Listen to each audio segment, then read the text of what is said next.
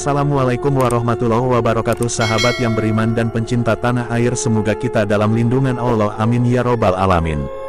Kisah seorang perempuan yang sangat gigih melawan pemberontakan G30 SPKI. Seorang perempuan yang bernama Nyai Soleha, ibu seorang ulama besar yaitu Kiai Haji Haj Abdurrahman atau lebih dikenal Gus Dur. Tonton sampai habis biar tidak salah faham. Dan jika sejarah ini bermanfaat, jangan lupa tekan tombol subscribe dan bunyikan loncengnya biar tidak ketinggalan kisah-kisah dan sejarah dari Kodi Channel. Pada tanggal 5 Oktober tahun 1965 silam, Muslimat bersama PBNU menandatangani sikap mengutuk pengkhianatan PKI. Muslimat saat itu diwakili Nyai Soleha Wahid Hasyim. Pada hari yang sama, Muslimat juga turut menandatangani pernyataan sikap Front Pancasila agar pemerintah menindak tegas dan membubarkan PKI. Setahun sebelum meletusnya G30 SPKI, pada 1964 Muslimat gencar melakukan sukarelawati bertempat di Pusat Pendidikan Hansip Pusat. Kegiatan ini dipimpin oleh Nyai Saifuddin Zuhri dengan pengasuh asrama Khadijah Imron Rosjadi. Kegiatan ini mendapat restu dari PBNU melalui surat tanggal 5 Oktober nomor 2207 BX64.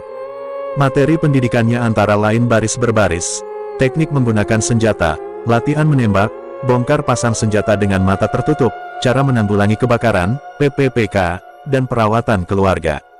Kegiatan ini diikuti peserta dari berbagai daerah.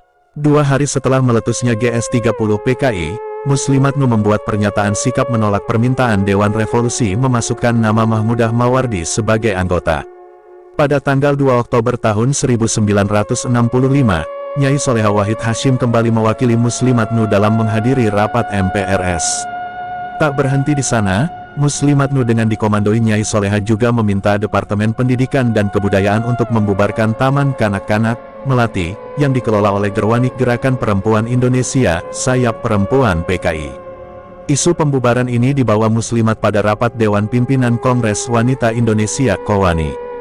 Akhirnya TK Melati diambil alih dari Gerwani oleh Departemen Pendidikan dan Kebudayaan, ungkap Ketua 1 Pimpinan Pusat PP Muslimat Sri Mulyati saat ditemui di kantor Pusat Muslimat di Kalibata, Jakarta Selatan, Ahad 8/12. Perjuangan melawan PKI terus dilakukan Muslimat pada tanggal 8 November tahun 1965 di bawah pimpinan Asma Syahruni, Muslimat dan Nyai Aruji Kartawinata PSII, mengadakan demonstrasi besar-besaran menuntut pembubaran PKI. Perjuangan Muslimat juga dilakukan dalam Organisasi Kesatuan Aksi Perempuan Indonesia, KAWI. KAWI bubar setelah tuntutan Tritura, bubarkan PKI, bubarkan kabinet dan turunkan harga barang terwujud. Setelah PKI bubar, Nyai Soleha kembali melanjutkan perjuangannya lewat pendidikan, sosial dan keagamaan seraya membesarkan putra-putrinya. Gerakan secara kultural ini berlanjut hingga wafat. Nyai Soleha tidak menikah lagi setelah cerai wafat dengan Kiai Wahid Hasyim. Meskipun saat itu usianya masih 30 tahun saat menjanda. Dalam karir politik, Nyai Soleha pernah menjadi anggota DPRD DKI pada pemilu 1955. Pada 1960 ia diangkat menjadi anggota DPRGD dan menjadi anggota DPR RI pada tahun 1971 mewakili Partai Nahdlatul Ulama. Pada 1982 terpilih lagi melalui Partai Persatuan Pembangunan (PPP) hingga 1987. Selain berjuang di parlemen, Nyai Soleha juga turut serta mengisi pembangunan Indonesia yang baru merdeka.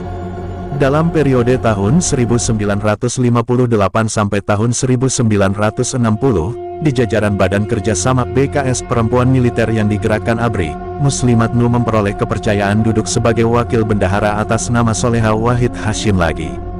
Selanjutnya pada periode tahun 1960 sampai tahun 1962 posisi ini digantikan oleh Malica Agus dan dilanjutkan oleh Aisyah Hamid Baidowi tahun 1963 sampai tahun 1964. Bulan Desember sejak tahun 2009 identik dengan Gus Dur Kiai Haji Abdurrahman Wahid. Hal ini berkaitan erat dengan tanggal wafatnya Gus Dur yang jatuh pada tanggal 30 Desember tahun 2009. Membicarakan Gus Dur tidak akan lengkap tanpa membahas sosok perempuan yang melahirkannya, Nyai Soleha Wahid Hasyim atau istri dari mantan Menteri Agama RI Kiai Haji A. Wahid Hasyim.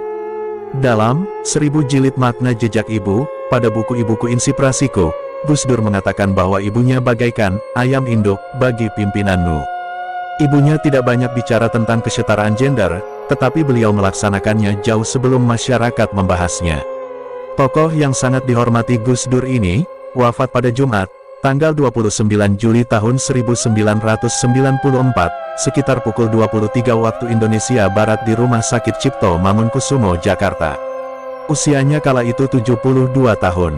Jenazahnya dimakamkan di Kompleks Pemakaman Tebuireng, Jombang. Sang bunda dilahirkan di Jombang pada tanggal 11 Oktober tahun 1922. Ia anak kelima Kiai Haji Bisri Syansuri dengan istri Nyai Haji Nur Chadijah, adik dari Kiai Haji A. Abdul Wahab Hasbullah dari 10 saudara. Nama kecilnya adalah Munawaroh, kata Sri. Munawaroh kecil dididik dalam bidang keilmuan pesantren oleh ayahnya di pesantren Denanyar. Saat usia menginjak 14 tahun, ia dinikahkan dengan Gus Abdurrahim, anak dari Kiai Kolil Singosari, tetapi sang suami kemudian wafat pada tahun awal pernikahan mereka.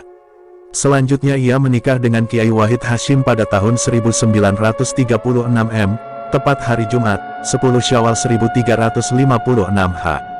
Setelah menikah, pada awalnya, mereka tinggal di Denanyar, tetapi kemudian pindah ke pesantren Tebuireng, sampai sekitar tahun 1942. Nyai Soleha bagi Gus Dur merupakan sosok yang lengkap, selain ibu juga bertugas sebagai ayah. Dikarenakan ayahnya Gus Dur wafat saat ia masih kecil, karakter Gus Dur banyak dipengaruhi oleh Nyai Soleha Wahid Hashim.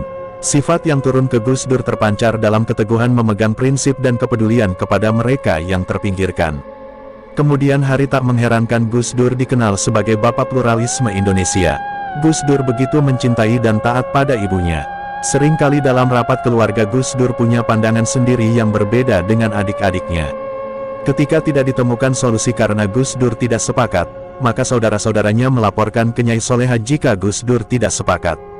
Ajaibnya, saat sang ibu meminta Gus Dur mengikuti hasil rapat, maka ia pun segera mengiyakan.